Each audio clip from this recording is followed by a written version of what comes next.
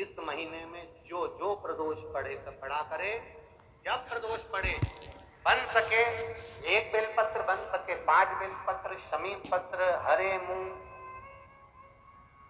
हरा मूंग, बेलपत्र, एक कलश के अंदर थोड़ा सा पानी लेकर 1 बेलपत्र, हरा मूंग, शमी पत्र डालकर और उसमें थोड़ा सा गुड़ डालकर भगवान शिव का स्मरण कर कर प्रदोष काल में मान लो कोई काम आपका बहुत जरूरी है, बहुत दिनों से अब थक गए हैं, नहीं हो रहा, कर्जा बढ़ रहा है, धन नहीं आ रहा, व्यापार नहीं चढ़ रहा, या कोई समस्या बहुत प्रबल है, कोई एग्जाम में बैठ रहे हो नहीं हो रहा, परीक्षा भी दे दी है, रिजल्ट आने ही वाला है, तो भी प्रदोष काल में प्रदोष के समय वो जल मूंग, शमी पत्र और बेलपत्र और गुड़ का शंकर के शिवलिंग को समर्पित करना प्रारंभ कर दो। 2 या 3 प्रदोष करोगे, बाबा आपकी मनोकामना शीघ्र पूर्ण कर देगा। 2 या 3 करो, बाबा करे। कि सोमवार की अगर प्रदोष पड़ती है, बहुत ध्यान से सुनना हमारा, सोमवार की प्रदोष पड़ती है तो शंकर भगवान कैलाश पर निवास करते हैं। मंगलवार की प्रदोष पड़ती है तो शिव काशी में निवास करते हैं। बुधवार की प्रदोष पड़ती है तो शिव रजत भवन में निवास करते हैं। गुरुवार की प्रदोष पड़ती है तो शिव गंगा के स्थल पर निवास करते हैं। शुक्रवार की अगर प्रदोष पड़ती है तो शिव नीलकंठ पर विराजमान होते हैं।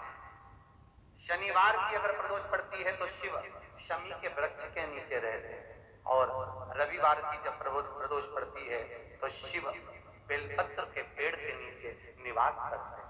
महाराज, ये एकादशी शंकर से कह रही है कि आपका स्थान ये नहीं कि आप कैलाश पर मिले, उस बार को उस तिथि के उस अनुकूल। हमारे यहाँ कहते हैं सोमवार की जो प्रदोष पड़ती है वो इच्छा पूर्ति करती है, मंगलवार की प्रदोष रोग से मुक्ति देती है, बुधवार की प्रदोष कामना की पूर्ति करती है, गुरुवार की प्रदोष शत्रुओं का नाश करती है, शुक्रवार की प्रदोष सुख और शांति देती है, शनिवार की प्रदोष संतान का सुख देती है, और रविवार की प्रदोष जो काम दुनिया में कोई नहीं कर सकता वो फल की प्राप्ति रविवार की प्रदोष करा देती है। ऐसी प्रदोषों का नियम वर्णन किया चाहिए। भगवान का थोड़ी देर एकादशी सम्मुख खड़ी हुई, पार्वती जी ने जिस अंगुष्ठ का जल पीने के लिए दिया था, बस पीने ही वाली, शंकर भगवान ने वही हाथ में जल लेकर एकादशी के हाथ में उसको देकर कहा, ले ये मेरे द्वारा निर्मित एक व्रत है जिसे त्रयोदशी के दिन तूने मांगा है, मैं तुझे देता हूँ, आज इस व्रत का फल मैं तुझे प्रदान करता हूँ। अब तू जिस जीवात्मा को लेकर जाएगी उसका पाप प्रबल नहीं होगा। किसी स्त्री, पुरुष, बालक, बुजुर्ग जो भी होगा जिसने प्रदोष का व्रत करा होगा, वो जीवात्मा को तू किसी फल की कामना से नहीं, स्वतः ही लेकर चली जाएगा, उसमें कोई कामना नहीं। बन सके जीवन में 11 प्रदोष या 26 प्रदोष करने के बाद आप उसका उद्यापन कर विराम दे सकते। पर जीवन में एक बार प्रदोष का व्रत मौका मिले, जिस कामना से जिस दिन का भाव आपके मन में आए कि मुझे रोग से मुक्ति पाना है तो ये प्रदोष मुझे करना है, भाई रोग मुक्ति के लिए हम जो भी आपके मन में आ रहा है, संतान प्राप्ति के लिए नहीं करी प्रदोष, आप कैसे मन करें। फिर लिखा श्री महापुराण, बड़ा सुंदर लिखा विद्यार्थी ने, मान लो आप प्रदोष का व्रत नहीं कर सकते, आप अगर व्रत नहीं कर सकते तो प्रदोष के दिन, प्रदोष काल में शाम का समय सूर्यास्त का कुछ पल, कुछ घड़ी के पहले से लेकर बात करता, प्रदोष काल के अंतर्गत आप शंकर जी के मंदिर में जाकर 1 लोटा पानी, 5 बेलपत्र भी अगर समर्पित करते हैं तो संपूर्ण प्रदोष का फल आपके भाग्य में शिव महापुराण में इसका। श्री शिवाय नमस्तुभ्यम। हर हर महादेव। दर्शकों, हिंदू धर्म में प्रदोष व्रत का काफ़ी महत्व है और इस दिन भगवान शिव की विधि विधान से पूजा करने से, उपवास करने से सारी मनोकामनाएं पूरी होती हैं। साथ ही तरक्की में जो बाधाएं आ रही हैं, आपकी तरक्की के मार्ग में जो बाधाएं हैं उन्हें भी दूर करती है। फरवरी माह का आखिरी प्रदोष व्रत यानी 25 फरवरी दिन मंगलवार को रखा जाएगा। ऐसे में मंगलवार के दिन पड़ने वाला यह प्रदोष भौम प्रदोष कहलाता है। इस दिन शिव जी और बजरंगबली दोनों की कृपा प्राप्त होती है।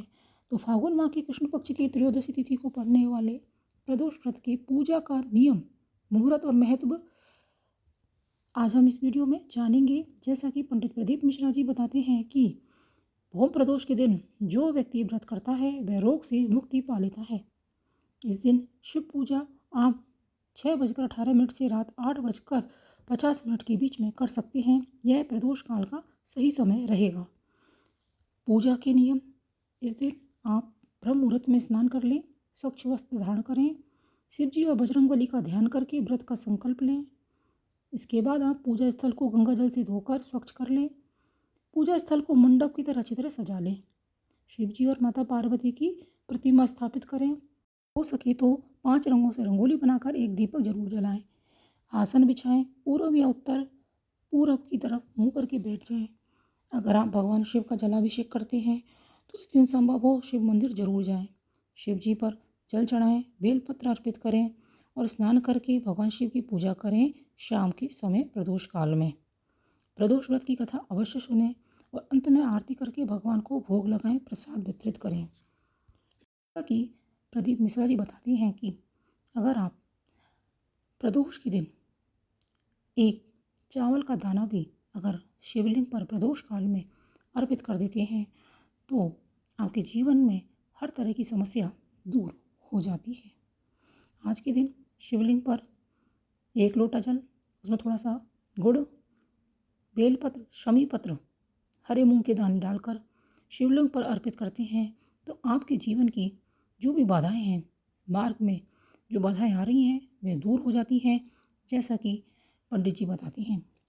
होम प्रदोष व्रत करने से शिव जी और बजरंगबली दोनों की कृपा मिलती है और यह व्रत करने से शरीर से जुड़ी गंभीर बीमारियां ठीक होती हैं और अगर किसी भी प्रकार का आपके ऊपर कर्ज है तो वह भी दूर हो जाता है।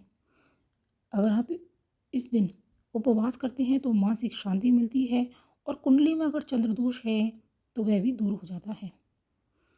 ऐसे में आप आज के दिन भगवान शिव की विधिवत पूजा करें।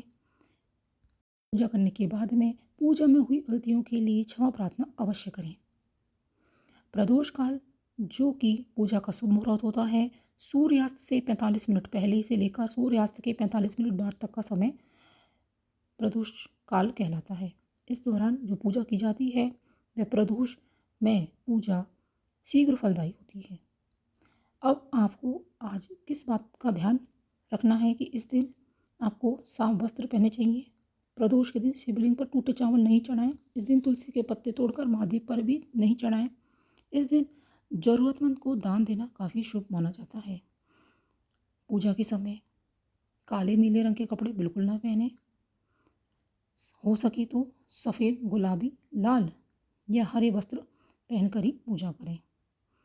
इन सभी बातों का अगर आप ध्यान रखेंगे तो आपकी पूजा अवश्य ही सफल होगी। दर्शकों, इस वीडियो में जो भी उपाय बताए गए हैं वो एकदम सफल हैं, सिद्ध हैं। आप एक बार करके ज़रूर देखिएगा। अगर आपको यह वीडियो पसंद आया है तो इसे ज़्यादा से ज़्यादा लाइक कीजिएगा, शेयर कीजिएगा। चैनल पर नए आए हैं चैनल को सब्सक्राइब कर लीजिएगा।